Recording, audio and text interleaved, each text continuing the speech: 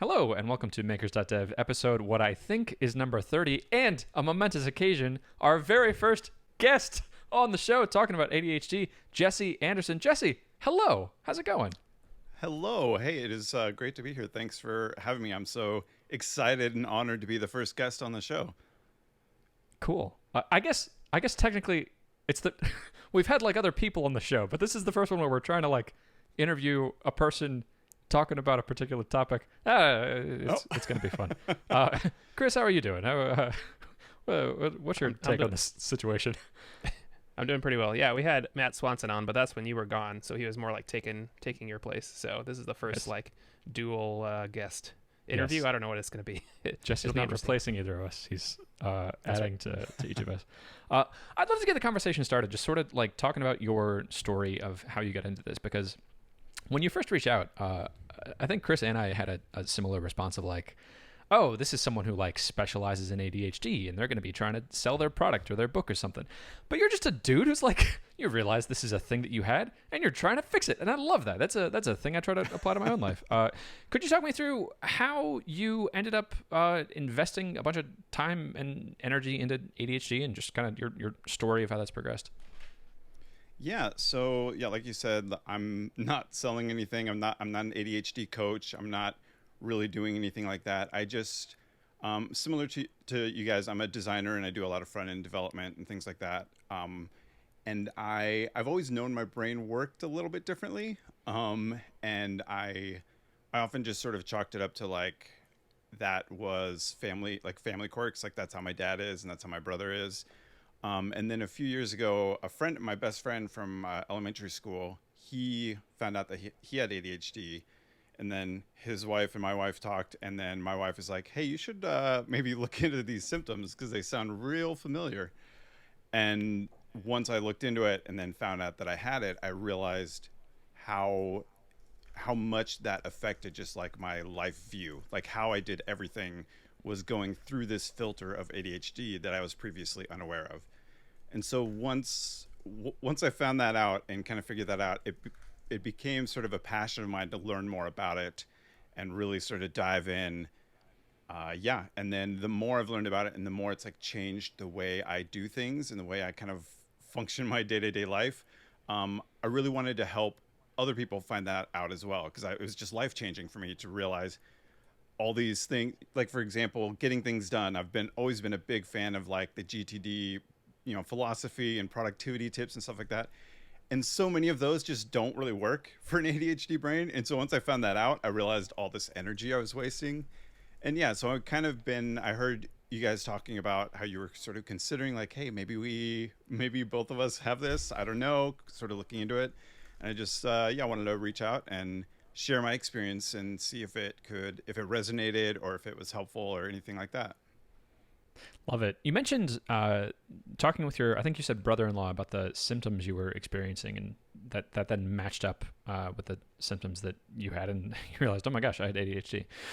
Could you talk about what those symptoms are? Because I was surprised in talking with you that it's not the stereotypical thing you think of, like, it's a boy on a playground who like, or in class he's just jumping on his desk and throwing glue all over and like he's screaming, and it manifests in different ways for different people and like in counterintuitive ways. What was your experience of the symptoms that you had that closed that loop? Right. Yeah. So like probably a lot of especially Americans that grew up in the 80s and 90s, like that was what ADHD was. It was like, oh, that kid throwing glue everywhere, just like the one the teacher couldn't handle, like, oh, they probably have ADHD. And there's so much more to ADHD. So I never related with that. So when I first heard when my wife said like, hey, your friend has this and these symptoms kind of sounds familiar, I was like, there's no way I can have ADHD. Like, I don't have this hyperactive thing. I never was like jumping off the walls or whatever. But then I started looking into it. And one of the things that really jumped out at me is a thing called hyperfocus, which some people talk about like getting in flow. And it's sort of similar to that, but way more extreme. So like one of the things I said early on when I was denying that I had this was, I can't have ADHD because I have no problem focusing on like the things that interest me.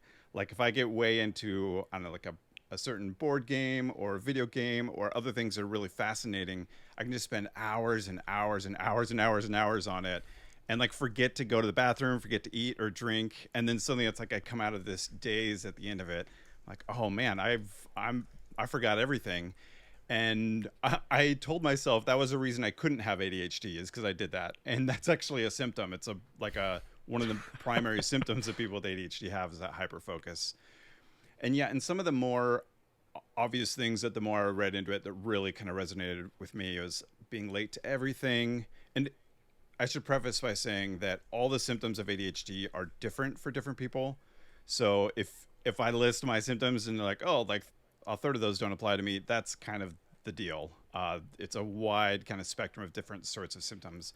But the ones that resonated for me that were common symptoms of ADHD was being late to things a lot, procrastinating a lot. Yeah, like that was just not really understanding time. So often I would say like, oh, I'll take care of that later. And I would think that I was going to take care of it later. And then later came and went, and I had like no memory of that thing I was going to do. And so that was a really, really big one. And just for like in school, it was impossible to focus on things that I didn't find interesting. So I just didn't do homework at all through like all of junior high and high school. I never did any homework, and I made it by because I tested really well. So I would like ace every test, but I couldn't bring myself to do like more than two problems. I'd spend 2 hours looking at a math homework and get two problems done, and just like I just couldn't do it. Yeah. And then there's like obscure symptoms of ADHD. So like a big one, I think I mentioned this to one of you before, but like a big one is t-shirt tags, which there's a lot of like sensory things that are weird with ADHD. And so for me, I have to rip the tags out of all my t-shirts because that sensory feeling just like drives me wild, and I gotta get it out. And a lot of people have that same issue with like socks or like seams in clothing. So that's yet another one of the big symptoms of ADHD. Yeah. I relate to that tags. If you get a seam ripper, you can get rid of the stitching that gets it out, and then you get it out completely. It's wonderful. Chris, how much of that resonated with you? Because I feel like Jesse's inside my brain right now. Yeah, me too. I was actually going to ask. So I resonate really strongly with a lot of those things: procrastination, hyperfocus. But where's the line? I think a lot of people, like, sure, they procrastinate, right? Or they can get sucked into a video game. But is the line that it starts becoming like negatively affecting your life? Or is the line just that, like how do people assess that? Is it like professionals only that can assess that? Where's that line? Right. Yeah. So diagnosis is kind of tricky because of that. Like all the symptoms of ADHD are something that everyone can kind of relate to a little bit. It's like, oh yeah, like you said, like I'm late sometimes, I procrastinate. A big factor is how much it like affects your life and how extreme it is. So like there's complications with it, but like in the DSM-5, which is the diagnostic, it's like the American manual for like mental disorders. I forget exactly what it stands for. But it has a list of several types of different symptoms. And then you kind of go through and say, how many of these from each category apply to me.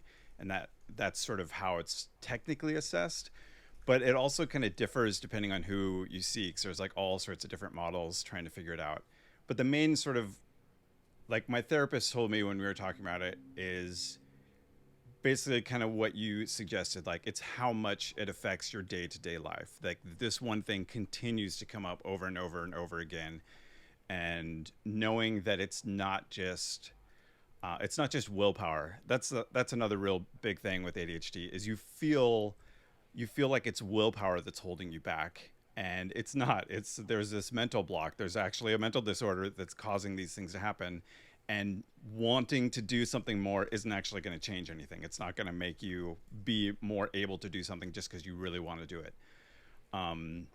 Yeah, that actually kind of reminds me, and I know I talked to you guys about this before. There's a thing called that's the ADHD nervous system, and it talks about how neurotypical people, which is people without any sort of brain disorder, they're motivated by importance primarily, and that can be like importance for themselves, or it can be like a spouse or a boss or a teacher. Somewhere in their life something is important to them. that'll motivate them to do it. But if you have ADHD, that really doesn't motivate us at all. Which is why like I've had like job interviews where it's really important. I know I got to be there on time, and that just knowing it's really important doesn't matter. Like that doesn't affect my motivation to do the right thing. And then the other two ways that motivate most people is rewards and consequences. And I love rewards, and rewards help me build up habits. But actually knowing that there's like a reward at the end of the path, like doesn't help me do the task. It doesn't give me that motivation factor. And yeah, so people with ADHD have this whole different nervous system for motivation. And it's called like, his name, Dr. William Dobson, he calls it the interest-based nervous system. And so the 5 factors, one is interest. So if you can find interest in a thing, and that's kind of where hyperfocus comes into play, that'll motivate you to do it. So that's where you can get on like the Wikipedia path of like, oh, this is interesting. I'm going to follow this link, follow that link. And I'm going to, or you have a new hobby and you're like, I'm going to watch every YouTube video that exists about synth keyboards or whatever the thing might be. So that's a big one. The second factor is challenge or competition. So a lot of people with ADHD can get really into like high risk sports, like extreme sports, like skydiving and things like that. And that's actually one I don't. The extreme sports isn't one that resonates with me, but a lot of people I know with ADHD have that, where they really enjoy that high risk sort of thing. But yeah, any sort of competition is really motivating. So that's another reason why we can get really into video games and things like that, because there's a lot of challenge and competition there. Or AI competitions. That's right. Picking a random example of Yeah, one of the reasons we started talking about this is because so I've been doing carol competitions lately, and yeah, I see the leaderboard, I want to go up the leaderboard. That's like yes. One of my primary motivations for doing more and more. So yeah, definitely. Right. Yeah. So that's 2, and then the other 3. There's the third one is novelty and creativity, and that's why a lot of people with ADHD end up chasing, even without knowing it, end up like chasing creative endeavors or being artists in some sort of way. Like that's why I chased design, because there's lots of opportunities to be creative in that field. And the fourth one is a sense of urgency. And this is one that people, I think it's easy to get that confused with importance. Like what's the difference between importance and urgency? And I like to say it's like if you have a really big important project due in 3 weeks, it's important right now, but it's not urgent right now. But if you have that big project due in 3 hours, suddenly now it's really urgent. And that's when like the motivation for someone with ADHD, that's when the motivation shows up. Like, oh, now it's urgent. Now suddenly I can get myself to do all this work to get this project done. And then the fifth one, and Dr. William Dodson says that this doesn't happen for most people, but it's just passion. And the way he defines it is like a lifelong passion. So like, for example, someone that's really has like a humanitarian kind of connection with a certain thing, that might be something they're passionate about for their entire life, and that they find motivation from that. But it's not like, hey, I'm really excited about this new hobby. It's very specifically defined as lifelong, as a passion. Yeah. The way you're describing this, like, what incredible strengths. It's my brain is tuned to be hyper focused and to do really well in competitions and to be incredibly creative. And the price that I have to pay for that is I'm late to things sometimes, and I need to be able to use an external system to make important non-urgent things more urgent. Yes, great. I'll make that trade. I like my brain very much. That sounds fantastic. I think my question is like, I'm not seeing a reason to get a diagnosis. Like, just knowing this about myself, if I read the ADHD nervous system and filled out more of these 5 traits and just got to know my brain better, like, what would I get by having a diagnosis that I wouldn't get by just understanding, like, oh, my strength is it's going to be very easy for me to focus, especially in the context of a competition or something. And I need to make sure that I'm using a calendar and setting alarms on my phone because I can't keep track of time. What would a diagnosis get me more than just that better understanding of myself? Right. Yeah. So there's definitely a lot of benefits with ADHD. There's a lot, like some people call it a superpower and things like that. But I do want to note it's important to consider privilege in that context, because there's a lot of people that have ADHD and don't have the support system to be able to manage it well. Because if you can manage it well, there's a lot of really great benefits for sure. Like, I love being able to hyper focus on something that I like. Sometimes I want to work on something for 8 hours in a row, and it's great that I can do that. And there's other kind of benefits that can come with ADHD too. But some people don't have the benefit of being able to do that because they're just trying to get their, working two jobs, trying to get things done, and being late to everything isn't, it doesn't feel like a superpower very much to them. So I do want to note that it can be a superpower if you're in the kind of context where you can manage that other stuff. But outside of that, if you're not kind of dealing with those issues and you're seeing the benefits of the superpower and you're like, why bother getting it diagnosed? The main reasons you can get it diagnosed, and one is just like acknowledging that you really do have it for realsy reals, and not that it's just like, so it helps you accept that it's real by getting an official diagnosis. Like, I kind of knew that I had it before it was officially diagnosed, but once I had the diagnosis, then it was like real. And then I got to go through there's a period of kind of mourning, like going through your past life and like, oh, if I'd only known, would I have gone to this college? Would I have gotten this scholarship? If I had known that I had this thing that was stopping me from filling out paperwork or like things like that. And then there's just sort of that acceptance of not beating myself up when I struggle. There's a really popular book called You Mean I'm Not Lazy, Stupid, or Crazy, which is about ADHD, because so many people with ADHD, you have this thing like holding you back, and you blame yourself and you say, oh, I must just be lazy or stupid or crazy or whatever. So I think that's almost like the most important. The thing right under that would be medication. And I'm currently not taking any medication. I tried several of them and didn't find one that worked for me, unfortunately. But I know the people that have found it said it's been life-changing for them. And it's not that it's not like they can't live without it. And it's not that it like changes their brain, like they take it and then suddenly they're like, woo, I'm suddenly so motivated to do all these things. The way they usually describe it is it kind of clears the noise in their brain, and it makes it so if they're sitting on the couch and they want to go do the dishes, they can. Like, it doesn't make them get up and do the dishes, but if they want to do it, they can. Whereas sometimes I'll be sitting on the couch and I'll be thinking, I need to get up and do the dishes. Jesse, get off the couch and go do the dishes. And I just can't motivate myself to do it. So that's sort of the second main thing I think would be, the medication, being able to get medication, because you need a diagnosis for that. And then a third one, I think you guys talked about this in a previous episode, but the third one is like accommodation, which again, not everyone needs accommodation. And if you're working for yourself, like, you're not going to be able to give yourself any accommodation.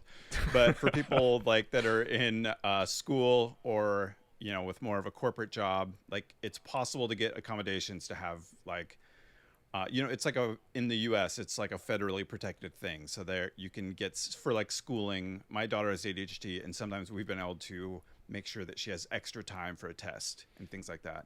And that's because she has an official diagnosis. Otherwise they wouldn't be, required to do something like that. Yeah, I think a lot of the places I've seen it helpful is especially in kids, because a school especially, like, then the teacher understands what's going on, and then everyone kind of understands. And so, yeah, and there's on that with kids, it's really new research, but there's new research that shows that medication, I don't remember the age, something like if kids take medication prior to the age of 11 or 12, that it can actually make positive permanent change in their brain. It's really early research on that, because for me, I know, like, I have ADHD for the rest of my life. There's no making it go away or anything like that. And the research, I don't think shows that it makes ADHD go away, but it's showing that some permanent change can happen at that age level. I take issue with you implying that I wouldn't provide accommodation for myself if I got an official diagnosis. I would be the most likely person to accommodate. All right, Christian, you've got ADHD for realsies. Like, this is your medicated time. You get an hour on YouTube, guilt free. This is what you need to pursue your passion. I'm curious about something you said of that.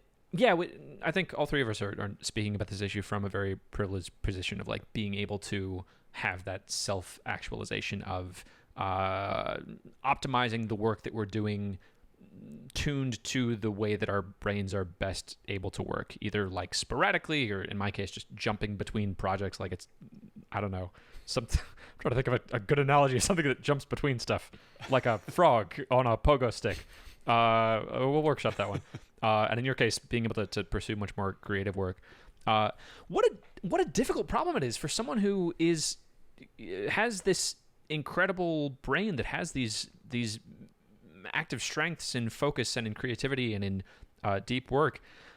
If they're stuck at like a candy making factory like the one from I Love Lucy, and they've just got to put the candy in the boxes all day, that would be torture. And then to be told like you're broken because a normal person should be perfectly fine and able to handle this incredibly boring, soul-draining work.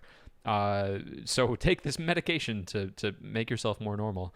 What are your thoughts on that? Of like, what should that person do? How do you get out of that situation? This question doesn't have an answer, I don't think. But like, man, I think I just want to say that would suck. And I'm thankful that I don't have to do that. I think that's also why not all, but a lot of people with ADHD end up becoming entrepreneurs, or they just have a lot of jobs. So for me, I've been where I work now. I have a great job, and I'm able to be, because I'm in like design development world, I'm able to have lots of new problems to solve. So it never feels old, it never gets old and boring. I always have new fun stuff to work on. So I've been here about 6.5 years now.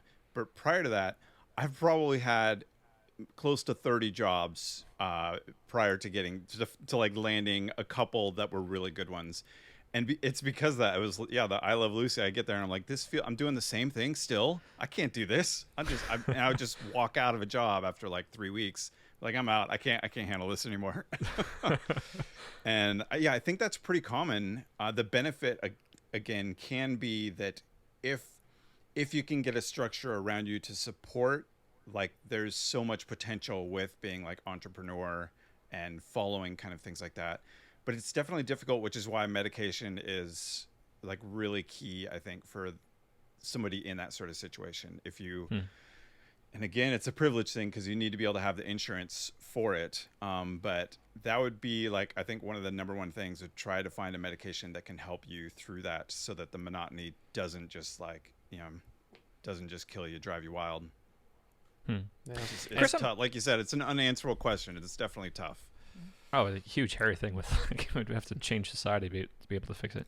Chris, I'm curious on your take on the idea that medication for young children could change their brain. So like you have kids, so I think you have a much clearer perspective on this. But if you found out that one of your kids had ADHD and had the official diagnosis, and you were told you can give them this pill and it will permanently change their brain to be more neurotypical and less similar to our brains, what would you do? I don't know that that's a straightforward thing. Yeah, kids in medicine is like a really big deal.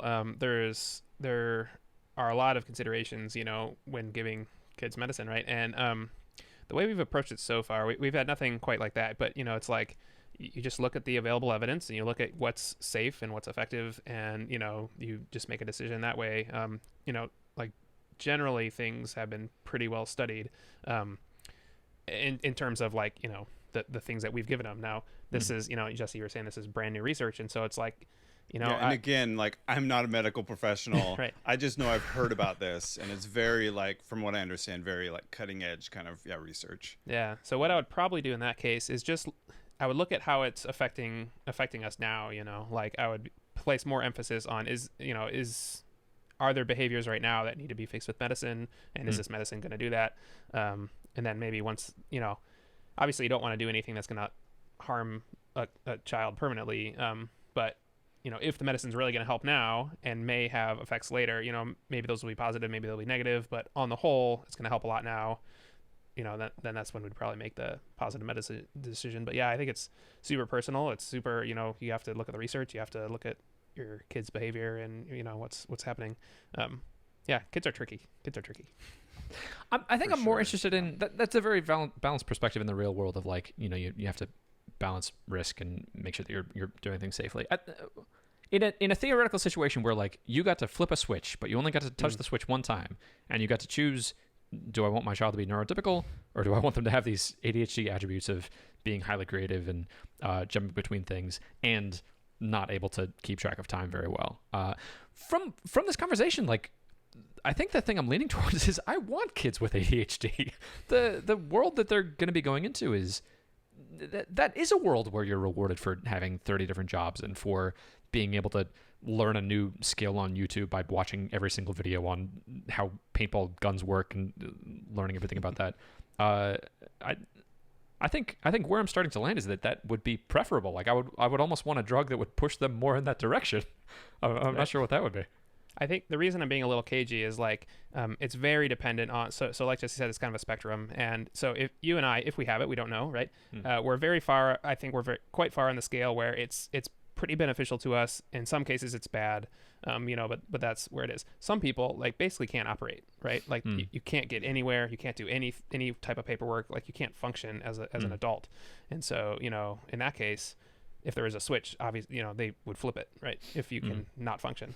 So I think there's a big spectrum, and so it depends on where you fall there. I think Jesse maybe have other ideas. Yeah, and it's really difficult to kind of make that decision because I didn't find out I had it until I was 36, and so for me it's like that's who I am. The way my brain works is like my sense of self. It like if there was a pill I could take tomorrow that would take away ADHD, even if it was only going to take away the negative stuff, I still don't know if I would take it because it's so much of who I understand myself to be that it would be like it would be existential crisis to take away that part of my brain, and so kind of like Chris said, it's really hard evaluating that sort of stuff with kids because there's like we found out my daughter found out that she had ADHD around the same time we found out I had it, and we waited a couple of years before we ever tried medication because you're just like reading everything you possibly can on it, and you're like, how there's just so much like weight of like I'm the parent, and whatever I decide here is going to be something that she's going to be referring back to in 20 years and saying, yeah, this is what my parents did, and I want it to be a positive story, and there's no right answer right now, and so you just kind of have to do the best you can and research the most you can for your situation. It's real tricky for sure. Yeah. The other thing you kind of told me when we spoke, and I think is relevant here, is like you can go to two kinds of places for help. Well, three, I guess. One is you can like self-medicate or self-research, right? The other is you can go to a doctor, and doctors will generally give you medicine. Or the third is you can go to like a therapist, and they will generally give you talk therapy first. And so if you're worried about the medicine, then I would talk to a therapist first. That's my take. Yeah, for sure. Like on that, because when I found out that I had ADHD, I saw a therapist right away, and then saw her for another couple of years, and it was about through that, by seeing her weekly, I was able to learn a lot more about the medication before we ever really made, like, I think it was almost a year before I tried medication for the first time. And there's like, but through that, prior to taking that medication, I learned all sorts of like self-therapy things I can do, and like behavior change, and like timers everywhere. I survived, like I couldn't live without timers, so I'm always setting timers to keep myself, the Pomodoro timer is a constant in my life. And there's all sorts of little like tricks like that you can learn to make things more functional day to day. I love always setting timers. I relate to that intimately. I built a time tracker so that I could do that. I'm very curious about what the ADHD therapy looks like. You said that GTD didn't really work for you, but timers did. Is the interaction with this therapist going through external systems and how to set that up so that you can compensate for your brain's natural weaknesses? What does that look like? Right. So the therapist I saw was not exclusively like an ADHD coach, and an ADHD coach would probably go more into developing systems like that. And for us, a lot of it was just learning about how to understand my brain better. And also there was like, it sort of ended up becoming a little bit of marriage therapy as well, because when you have ADHD for 10 years being married and don't know you have ADHD, some problems develop in a marriage that we worked out. And a big part of that was my memory is terrible, and I had no idea, because your brain is like this amazing thing that fills in all the gaps. And lo and behold, all the gaps that were filled in always painted myself in a better light. So one of the things through therapy was learning about things that I was forgetting, because I had no idea that I had a bad memory. I just thought for some reason that, like, my wife and I would see things completely different and somehow have this different view of what happened. And it was through therapy that I kind of learned and began to be able to pick up clues of my own behavior, of being able to detect that, oh, that might be my brain tricking me and filling in the gap. Because before that, before hearing that or learning that, I just assumed that everything my brain told me was real. Like, you just sort of, that's sort of the basic assumption, is like, hey, if I picture the thing happening this way, that's because that's how it happened, not because my brain is sort of like guessing for what happened. So a big part of the early therapy was sort of working through stuff like that. And also a big thing we did was we put up a big whiteboard in the kitchen, because an early fight, which sounds like silly, but it was a really big deal for us, was every single night my wife would ask me to take out the trash, and I'd say, yep, no problem, I'll take it, I'll do it before I come up or whatever.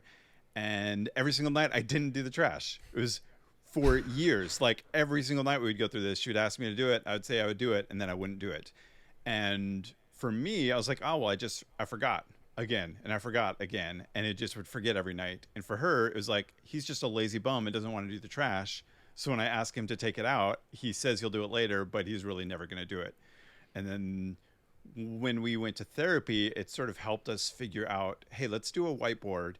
And then every single night, my wife can write on the whiteboard and say, take out the trash. And then me, when I get up, get off the couch to go up or whatever, go up to the bedroom, I'll see the whiteboard and then be reminded, oh, that's right, I said I was going to take out the trash tonight. And then I would do it. So we put up this whiteboard, and overnight it was like, now I take out the trash every single night.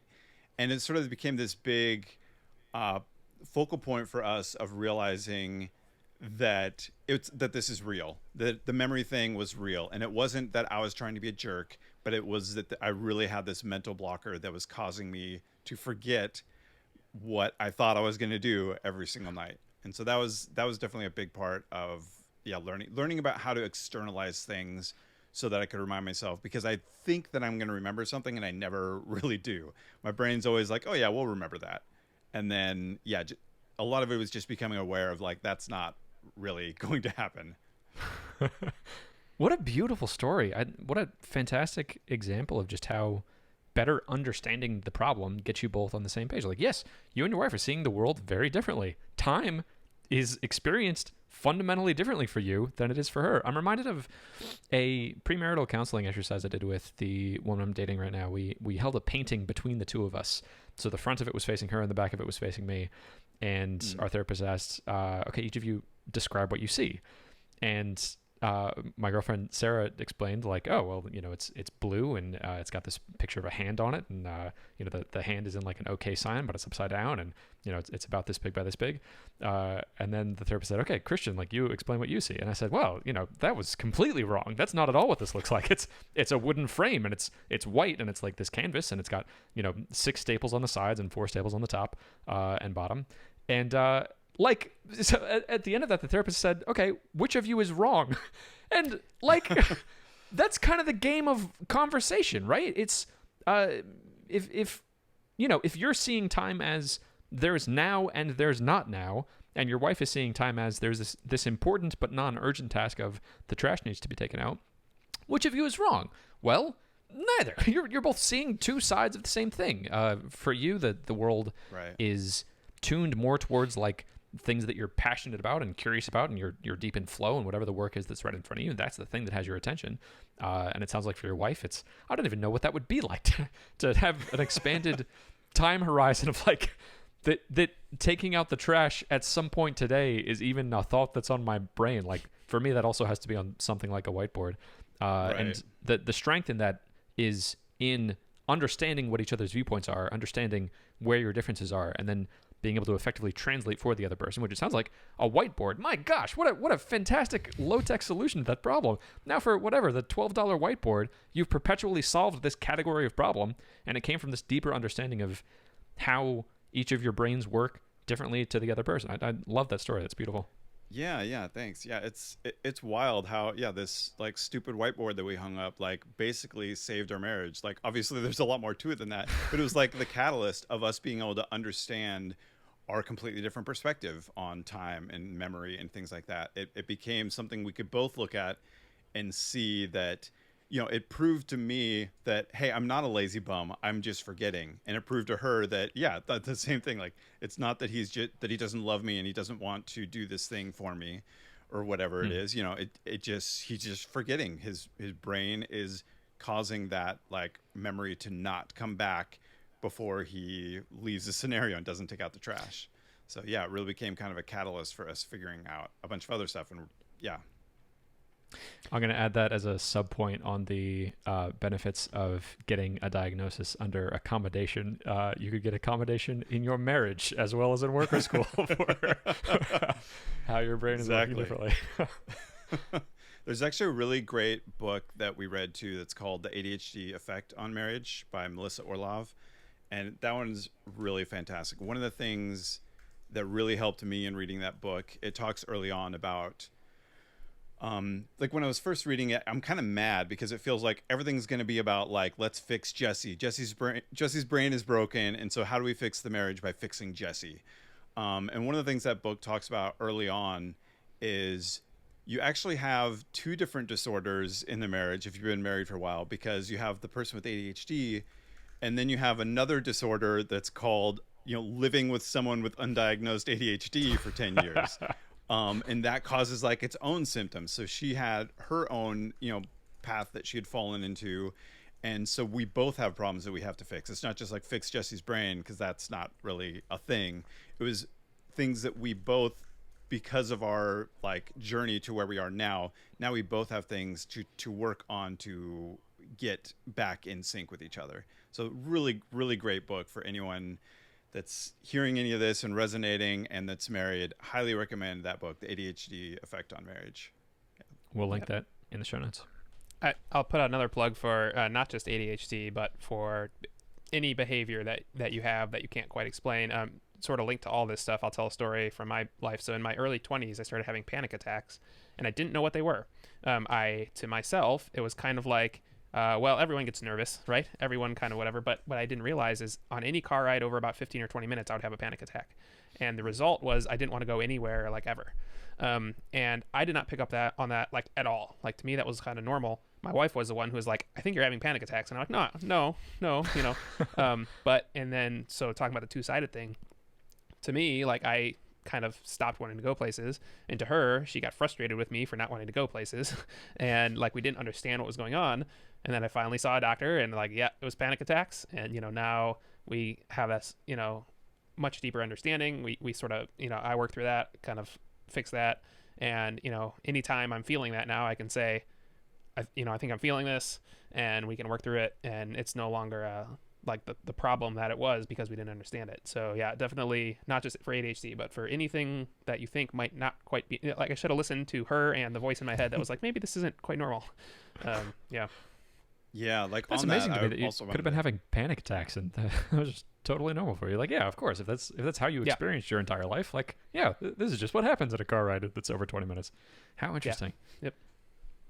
Yeah, I just wanted to like on that point out another thing that is common with ADHD. It's really highly comorbid, which means, like some people say, it means it comes with friends. So a lot of people that have ADHD also have like OCD or anxiety and autism. There's a whole dyslexia. There's a whole lot of like these other disorders that also kind of often come along with it. So I feel like the percentage is something like 80% of people with ADHD also have some other disorder with it, and something like 50% have 3 or more. And so it's like this, they all kind of come together. And so it's really common that, especially with women, which are criminally like underdiagnosed with ADHD, a lot of times they'll be diagnosed with anxiety or depression first, and then find out later, oh, that's like that kind of stemmed from me having ADHD and not knowing about it. So it's like hearing like your story of having panic attacks. I haven't had those, but I know others that have that. I do have anxiety, and I know other people that have anxiety and have had panic attacks, and then found out it is kind of connected with their ADHD, because comes with friends, whether you want them or not. Yeah, that was one reason when you told me that was one thing that started pushing me towards, maybe it is because I looked it up, and anxiety is a very common symptom, comorbidity, right? What are other comorbidities? What other things can I diagnose myself with to better understand myself? Most of the things that you could classify as mental disorders, I think, like anxiety, depression, like you were saying, Jesse.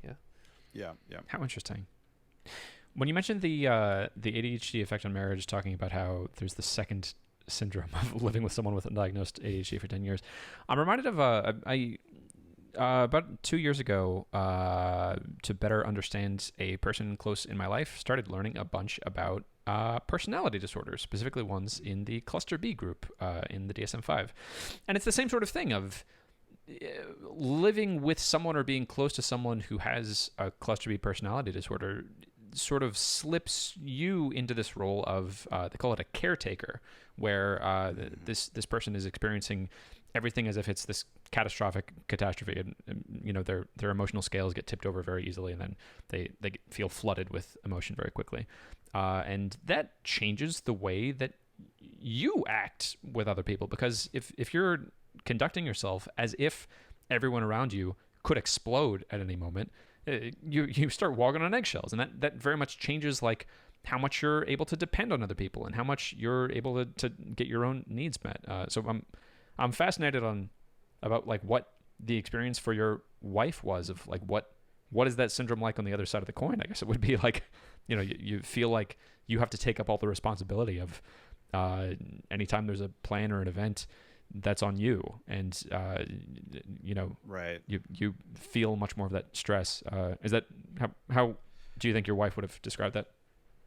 Yeah, there's one of the things they talk about in Orlov's book is about how like really not healthy dynamics will happen with a marriage, like a parent-child sort of dynamic, where the person without ADHD will feel like, I have to take on all the responsibility, I have to plan everything, make sure all the finances are going to be taken care of, and then there becomes this really, clearly that's like not a healthy scenario. And there's several other kind of reactions that can sort of happen with that. And sort of along with what you said, one of the big issues with ADHD that's super common, that can spark that in in a partner or friend that someone's nearby, is a thing called rejection sensitive dysphoria.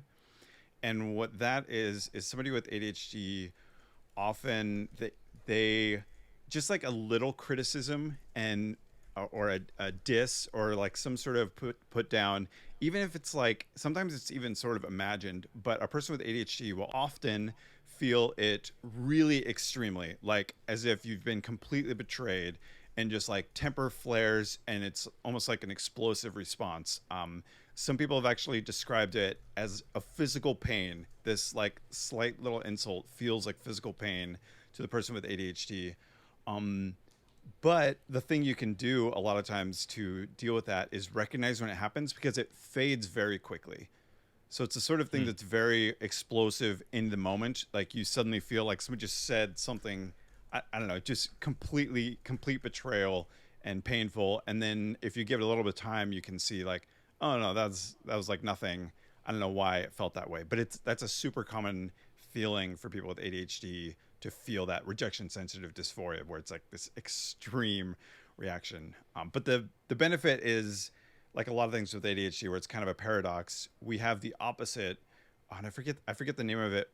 Recognition sensitive euphoria, I think. No, recognition responsive euphoria. That's what it is. And that's that sounds like great.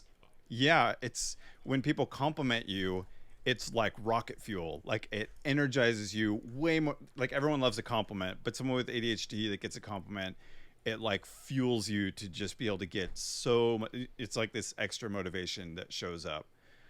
And I definitely feel that. Someone tells me I'm doing great, and I'm like, well, I'm going to do even more great. I'm going to show you how amazing I am and live up to that little compliment that you gave me. So if you can find, like, that is definitely the side you want to lean on, like trying to take advantage of that, the RRE. Interesting. Jesse, let me take this opportunity to say you are doing a great job in this conversation talking about ADHD. My gosh, learning so much. Thank you so much. I'm so excited to keep going. Let's do it. That reminds me of so we talked about kids before, and this is like, so in with all kids, not just ADHD kids, but they tell you to like focus on the good things that they're doing well and compliment them on those, and they'll do more of that. And you still have to punish them for like bad behavior, but don't, like, if you blow at them for bad behavior, that's worse than, or you'll get more results by complimenting on good behavior than you will on focusing on the bad behavior.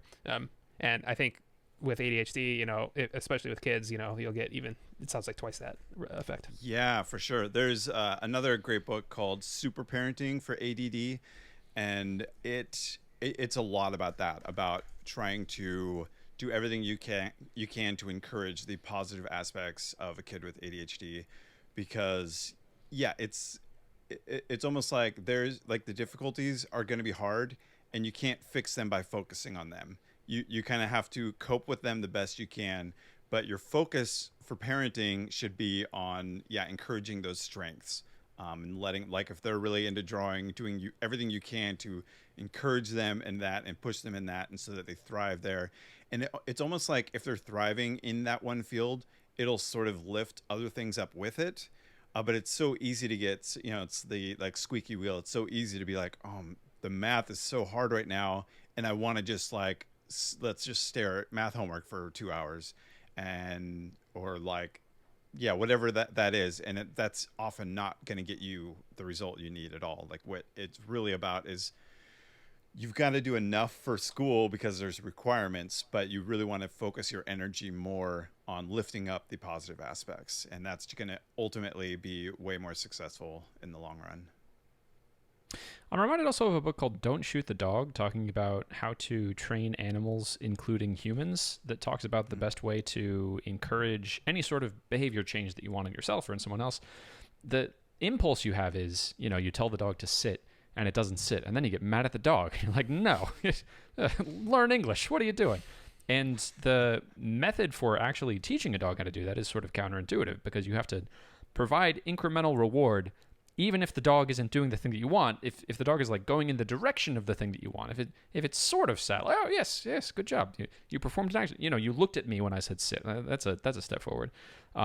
It seems like that would be especially effective for someone who had ADHD, of being able to master that process of positive reinforcement for behavior change. Because if you can harness that recognition sensitive euphoria, my gosh, for a single compliment, this person gets flooded with positive emotion. Like, yes, absolutely, that's all I have to do, and then they do more of the thing I want. That sounds great. So cool. Yeah, I think this all points to me of like, just understanding this thing better is where power comes in. It's not necessarily something that needs to be fixed or solved unless it's in one of these very extreme cases, or I don't know, if you're trapped in this factory of making the bonbons and putting them into the boxes, and you just have to do something to get your way through it. For me, it sounds like the power in this is just better understanding yourself, helping the people around you understand you better and the things that work for you, and then figuring out the external systems that complement the weaknesses in your brain. Does that sound right? Yeah, I think that really nails it. I on the getting that positive feedback, the dog example, my friend and I, my buddy who got diagnosed before I did with ADHD, we would talk sometimes about being frustrated that when we would do, it's like stupid household chores, like, man, I did the dishes and my wife didn't say anything, and I feel like if she had, then I'd be more motivated to do it next time. And I talked with my wife about it, and she's like, yeah, but you didn't do it for like 2 weeks. Why am I going to give you this compliment for the one time you did it? Yeah. And so my buddy, which totally makes sense, but my buddy and I set up a system where we would give each other attaboys. We were just like, we would message each other all the time and be like, hey, I just did the dishes. and be like, "You are awesome, great job, dude." And it worked. It like helped motivate us to do these things at home, to where eventually our wives would say something too, because then they would see that we're doing these things once we get into a habit, and then they didn't feel like, "Well, I don't want to, I don't want to compliment you for the thing you didn't do for 3 weeks." So that totally worked for us, having that sort of positive accountability for each other of just like, "Hey, I did the dishes. Tell me I'm great." Wasn't this one of your hot take ideas, Christian? That you wanted a service that you could text and it would give you positive feedback. That's right. Yeah, you just text it. I think we got the name now. It's attaboy.dev. Yeah, I want to build a text bot where you just text it like, "I did the dishes," and it'll be some kind of a basic system of the number of exclamation marks included in your text is how excited you want the thing to be about the thing you just said. So if you say, "I just did the dishes," double exclamation point, then it says, "Yeah, good job," but it just sends you a happy GIF or something. Yeah. I love that I'll idea. market You it towards should people with absolutely do ADHD. that. All right, I will. And also, yeah, Chris and Jesse, anytime you need an attaboy, you just let me know. You both have my number. Shoot me a text, and I'll give you a pat on the back. Awesome. I have one more question. You mentioned several external systems that you are reliant on. It sounds like medication didn't work as much for you, but you tried a whole bunch of different things. But some things that have stuck that work well for you are this whiteboard that is this great translating layer between you and your wife, so that non-urgent but important tasks can be brought up more often and have that urgency. You brought up timers. And there was one more that you brought up that I am not remembering now, but I'd love for you to talk about any other external systems that have worked for you, because I would love to blatantly steal those. Yeah, so similar with the whiteboard, another thing we do on there, when my wife will say like, "Hey, can you get the kids ready while I go take a shower or something?" And we now have it where she just writes what that means, because otherwise I'm like, what is get the kids ready? I don't know. And so often our whiteboard will be like 8 to-do items, which is great, because when she tells them to me, I think I'll remember them and I don't. But so now she doesn't even bother telling me. She just goes and writes them on the whiteboard, which works out great. Yeah. So another thing I've started doing is time blocking. And I got this from, there's a book called, I believe it's Make Time, and I think they reference Cal Newport's Deep Work book where they got it from. But the idea is sort of like adaptive time blocking. So you do like time block of your ideal schedule of where you think everything's going to line up, and make sure to make room for, well, they talk about their daily highlight, but make sure you have kind of everything lined up that way. And then next to it, during the day, you have like your actual time blocking. And so you're filling it out and then adjusting it for what is actually happening. And then I created like a basic template that I printed out for doing that. And once I've started doing that, it's really helped me to see, I mean, it's kind of annoying to do because you do it and you're like, wow, I'm real bad at predicting what my day is going to look like. But it is starting to help me see patterns of like, oh, this thing that I think takes half an hour, I'm spending an hour and a half on that every day. So that means either I need to adjust like how I do that thing, or I just need to be realistic and know like that's how long it really is going to take me. Because I'm the king of thinking I can fit like 3 times as much stuff into a small amount of time as humanly possible. I do that anytime I have an appointment. I'm like, hey, I got to leave in 10 minutes. I bet I can do 20 minutes of things real quick and somehow magically make it up in the drive over. Get out of my head. Very common for me. So that's been so sort of the latest thing I've been doing external a lot. And I just got a Remarkable 2, which is like one of those paper tablet devices. You know, it's kind of like a big Kindle that you can write on. And I've been using that, which has been really, really fun because it's fun new technology, which motivates me to use it more. But then the thing I love about it is it's always visible. So rather than using like OmniFocus or something on my computer, it's really easy to hide it, and then I just totally forget that exists. Having this like to do, and obviously I could just use a piece of paper, which is going to be a whole lot cheaper than a Remarkable tablet. But having something that's always open and right there that I can glance down and see, and I will glance and see, like I'll notice it throughout the day and be like, oh yeah, that thing. Here's the things I wrote down that I wanted to do today. That's been really huge. Yeah, and then just timers. So many timers. Always doing timers. Yeah, I'll say two things that I do. One is related to timers, but it's like a habit that my wife and I, or not a habit, just a pattern that we've fallen into, is like right before we go to bed, we'll just be like laying in bed talking, and she'll like ask me to do something, and kind of like Jesse, like I always think I'll remember it tomorrow, and I never remember it tomorrow. And so I tell Siri to set an alarm for a certain time where I know I probably will have time to do it tomorrow, and I say the thing like, and that works wonderfully. So alarms. And then the other thing, kind of back to the like recognizing that you have it in the first place. When I first started getting panic attacks, I did this thing called daily pages, and there's lots of reasons to do these. Like sometimes it just make you more creative or whatever. But the idea is in the morning, like first thing after you wake up, get your coffee and write out, like 3 pages long form.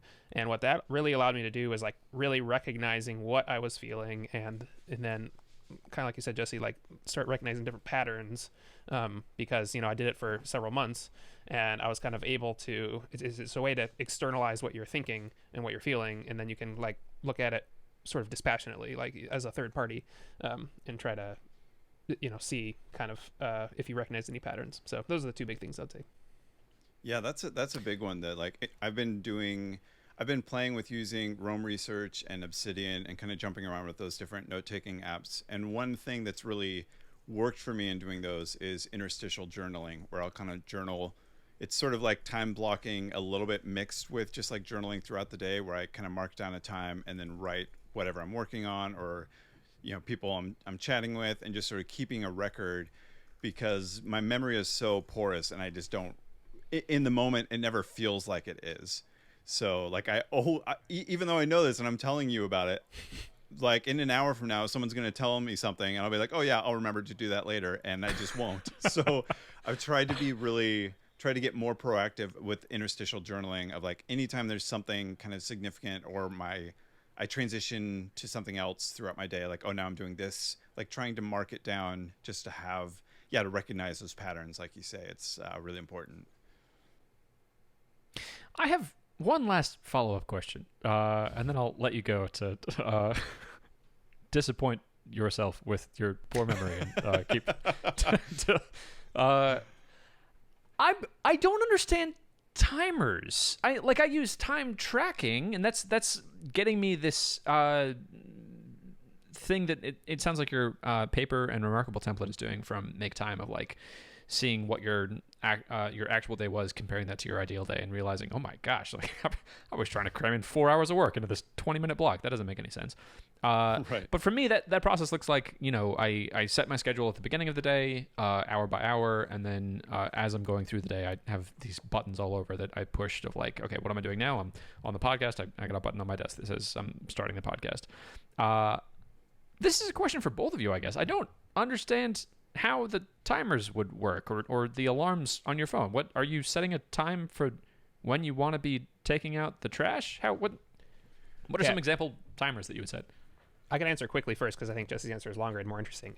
Mine are just alarms to remind me to do the thing. So it's like, if my wife tells me to, pay the bill or whatever, I'll set an alarm for 1 p.m. because that's right after lunch. I won't be into work yet, and I will pay the bill right when the alarm goes off. So that's how I use alarms. Yeah, there's an app called Due, like DUE, which is a really great alarm app, because it'll beep and tell you, and then it'll keep bugging you until you like go into the app and mark it as done, which is great, because some things, it's the same thing where I'm like, oh, there's the alarm. Yeah, I'll go do that thing. And then I won't. And so it continues to remind you until you go into it and set it done. So I've just sort of made a rule for myself, like I'll snooze it, but I'll never mark it done unless the thing is really done.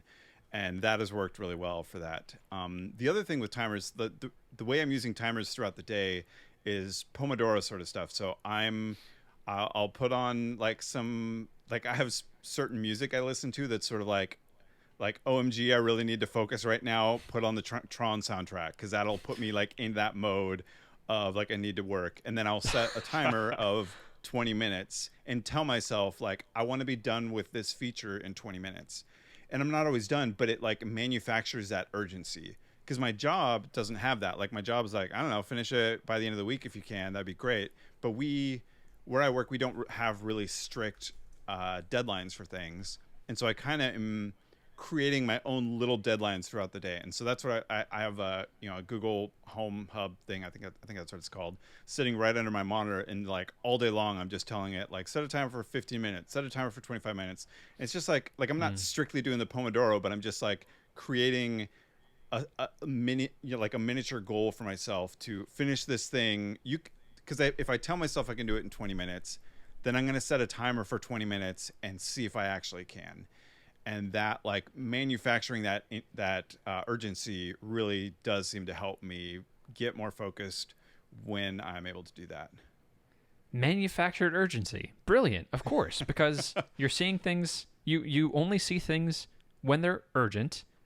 And so if there's something that is important, by just setting an alarm for it, you're making the important thing urgent. And then also, if you're setting a timer for it of like, I bet I can get this thing done in 20 minutes. Well, that ties into something else you said of one of the five factors of the ADHD nervous system of like, no, it's like a challenge and a competition. And now it's like, can I get it done in this time, or can I get it done even faster? Man, right. I love that. Okay, that makes perfect sense to me. I feel like my biggest thing for finding motivation is relying on that nervous system and manufacturing those 5 factors. So with my kids, specifically my daughter that has ADHD, I'll often be helping her to find something interesting. Like basically it's like gamification. So if she's doing some homework and having a hard time, I'll tell her something like, do every other question, and then you get to draw a bunny after every 2 questions you do, you get to draw a bunny, or something like just trying to make up random, silly, new things like that. And then suddenly the motivation shows up, because otherwise it would be like half an hour on one problem and it won't ever get done. But now it's like she might spend the half the time drawing the bunny or whatever, but she's getting stuff done with it. And without it, it's like she wouldn't get anything done. So I feel like it's often about like kind of manufacturing those 5 factors if they don't already exist. And so, yeah, like bring in the urgency, the competition, the interest, like, or the novelty. Just try to trick your brain into like, hey, those things exist here, so now we can do this task. And that's like super. I feel like that's the big life hack with ADHD, is figuring out how to push those into all of your daily tasks that don't have them natively. Wonderful. Thank you so much. To give you a little recognition sensitive euphoria, this is great. You've meaningfully improved my life on this podcast. I feel like I have a much better insight into the things and techniques and ways that I can be hacking my brain to be able to get more stuff done and harness the strengths and then use external systems to compensate for the weaknesses. You've made me a better person today. Thank you. That is awesome. Thank you. I really appreciate hearing that. It's awesome to be able, I know, like I said before, like so much of this affected my life that it's always great to feel like I'm helping others with what's helped me, because I know how much of a big change that it can make to your daily life. So that's awesome. Thanks again for having me on the podcast. It's been great. It's great to meet both of you and get to know both of you and be able to talk about this. Yeah, this is fun. I'll echo what Christian said. Thanks so much for coming on. Thanks for being open about it. A lot of people are, closed about it because it's kind of a taboo subject a lot of times. So yeah, thanks for coming. Thanks for being open. Yeah, Chris, thanks. That's all I got. That's all I got too. Jesse, do you have anything else? I don't know what to say with the third person. Hey, that's all I got. Then I'll see you all when I see you. I don't know. Oh, I should have practiced this before. Chris, I'll see you for the next episode. Jesse, I'll see you the next time. I'd like to team up against fighting my own brain. Goodbye, everyone.